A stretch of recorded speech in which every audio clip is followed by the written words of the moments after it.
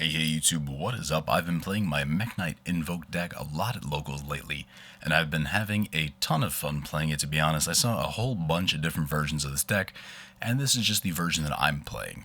This is a turn 2 deck. You are designing this deck to OTK, and I've just been having a ton of fun with it, so without further ado, let's bust into this deck profile. First off, you do play 3 Alistair the Invoker. You have to play this card. It is the heart and soul of the deck.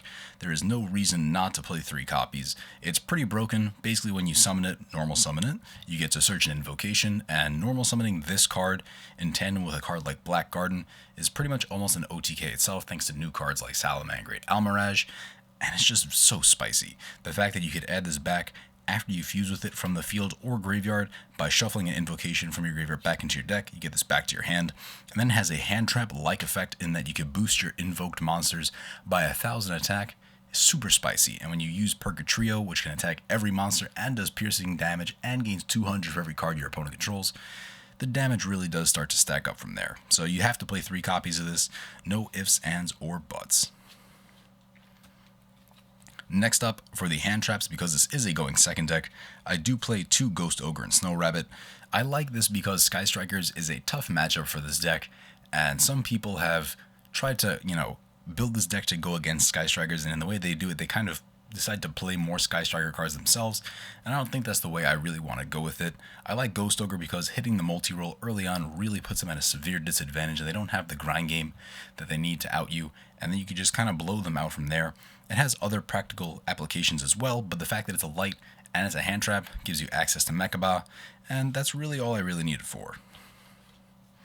Next up, I do play 1 Driver, as well as 3 Psyframe Alpha. Is this Alpha? Ooh. Gamma, wow. I don't know why I said Alpha there. Psyframe Gear Gamma. Basically, Gamma, what it does is just negates and destroys. It's probably the strongest hand trap in terms of what it does. It is a bit restrictive and you have to control no monsters, but being that we do go second with this deck, it's really not that hard to see that as a condition. On top of that, we do play the Link to 4 Psyframes, which allows us to basically search this card. If we use an invocation and have a Mekk-Knight on the field, we just get to search a Gamma for free, which is pretty bonkers, and then we get to use the Gamma from hand even though we control main deck monsters, main monster zones. So it's pretty spicy. And then for the last of the monster hand traps I play 3 Ash Blossom and Joyous Spring. Like I mentioned before, Purgatrio really does enable most of the OTKs for this deck, so I like to see to it that I can actually get to Purgatrio. Sometimes Almirage doesn't last for some reason, or I have to leave it on the field to make Mekk-Knight columns, and Ash Blossom is just a great card for negating pretty much anything you need to negate and putting a fire in the graveyard at the same time.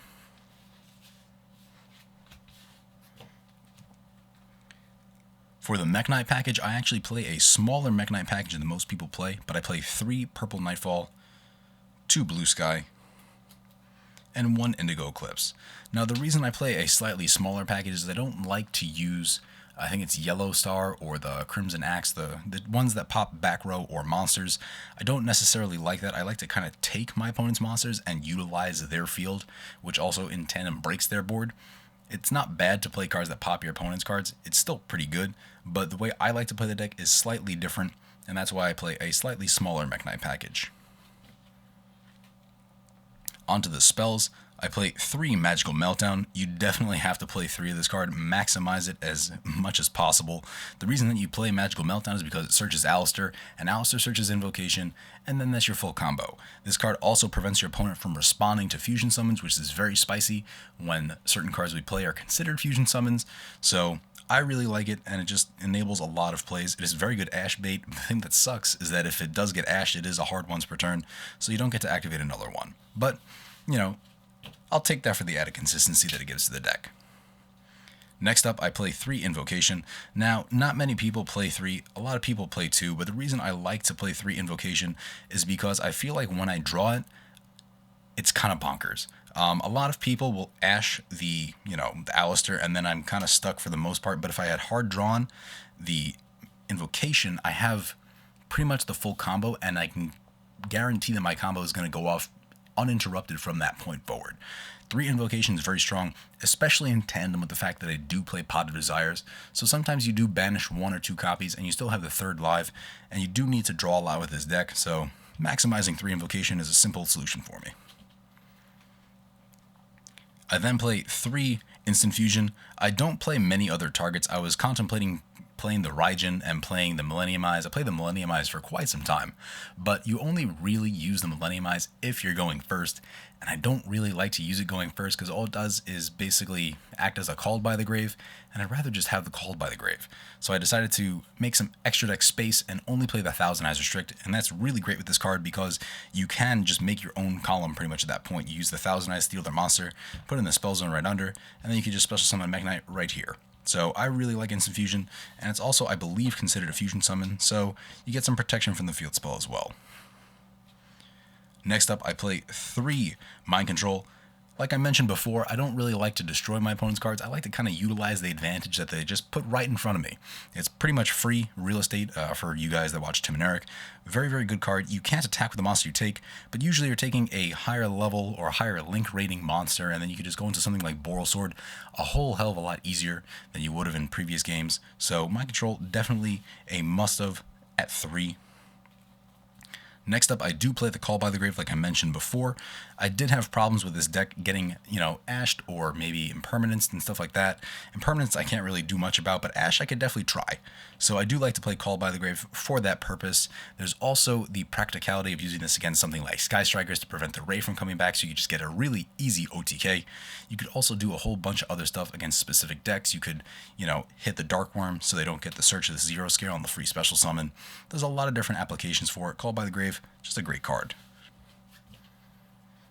Next up, the card that helps me OTK more than anything is 2 Blackgarden.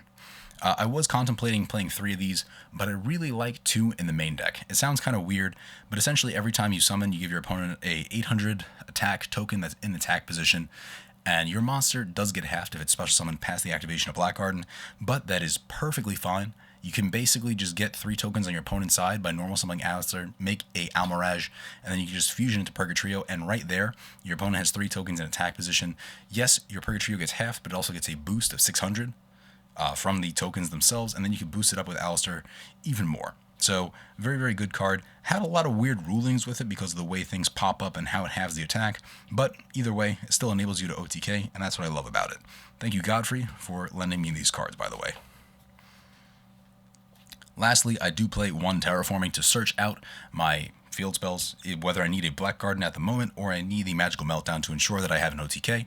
1 Terraforming is just free consistency, and I'll always play Terraforming as long as this card's legal.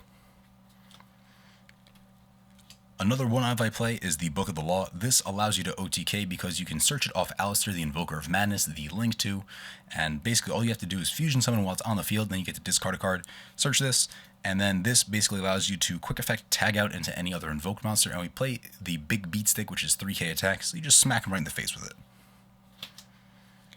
And then for the last of the spells, I do play 2 Desires. I was contemplating playing 3 of these, but I drew Desires off Desires a little too much with this deck, and sometimes your deck does deck thin a bit, and you don't want to have to resolve the second Desires. You'd rather have the utility card already in your hand. So I do like to play 2, in that I'll see one, but I won't necessarily draw the second and deck myself out. For the hand trap traps that I play, I do play 3 Infinite Impermanence. I really like Impermanence. I was playing Veilers for a long time, but Impermanence just gives you the extra consistency that this deck really does need.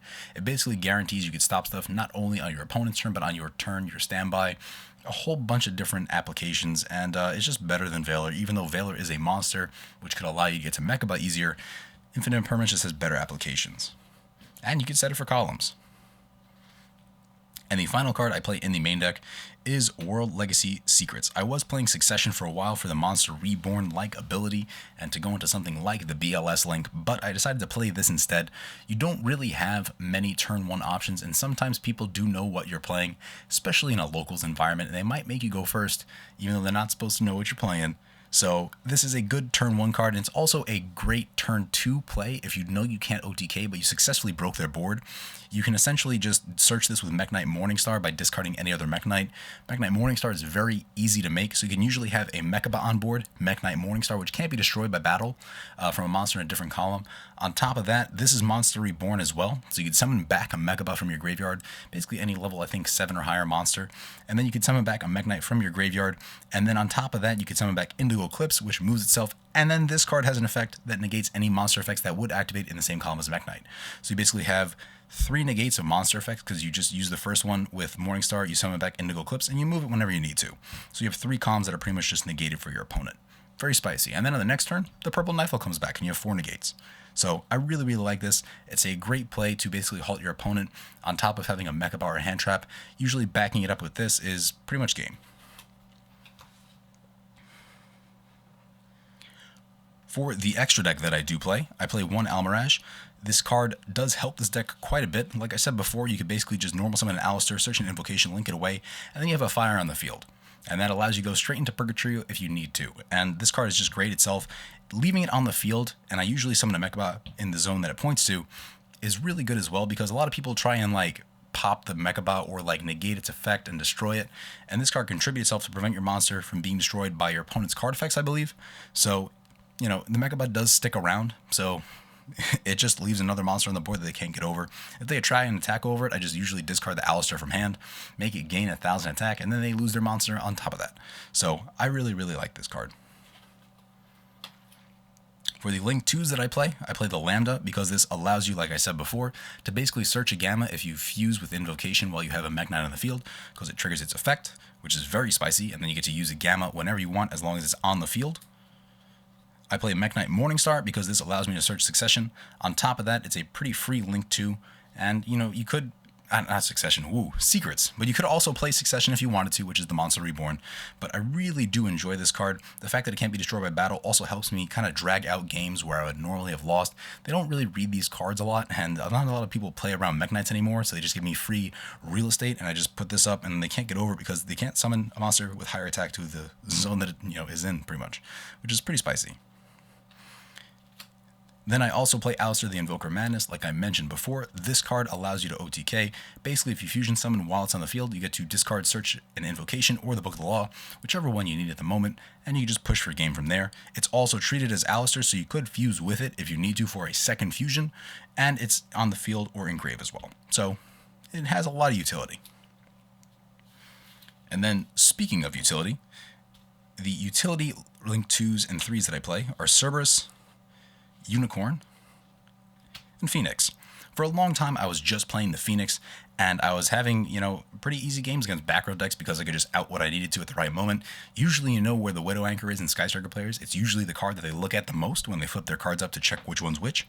And, you know, I had a lot of success with Phoenix, but against decks like Pendulums or combo decks, I was having a lot of trouble outing the last negate that they had. And I would have had a hell of a lot easier time if I had played either of these 2 cards.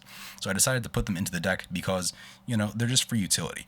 Cerberus is good. It does suck that the arrows don't point down for either of these 2 cards, but if I have the ability to make Unicorn, I usually don't mind it, and sometimes I could discard the appropriate fusion material that I need, or I can co-link this thanks to an opponent's monster, and I get a free draw on top of that. So I really like these 3, and I don't think I'll be changing it. If anything, I might take the Unicorn out. If I really need another monster in the extra deck, maybe if I play Caligula in the future, but for now, this is how I'm keeping it.